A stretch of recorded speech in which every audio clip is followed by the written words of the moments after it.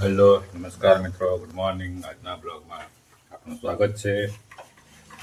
અત્યારે વાગ્યા છે સવારના 10. તો હમણાં નાસ્તો કરીએ છીએ.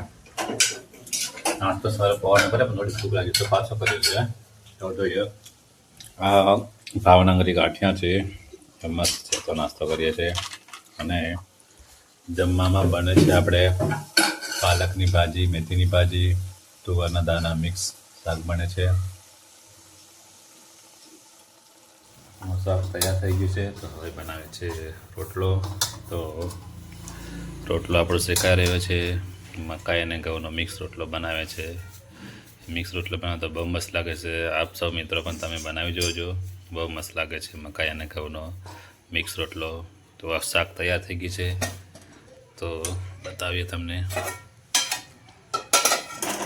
સરસ મજાનું શાક બનીને તૈયાર છે. તો ચાલો મિત્રો, આપણું ફાઇનલ જમવાનું બની ગયું છે. રોટલો, ભાજીની શાક તેમજ મસ્ત મજાની ચટણી. તો તમને ડીશ બતાવી દઈએ.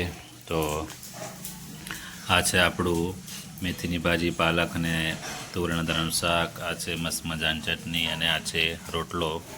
તો સૌ મિત્રો જમવા જાય. અમારી ચેનલને લાઇક, શેર અને સબસ્ક્રાઈબ કરો અને વધુમાં વધુ શેર કરો. આભાર.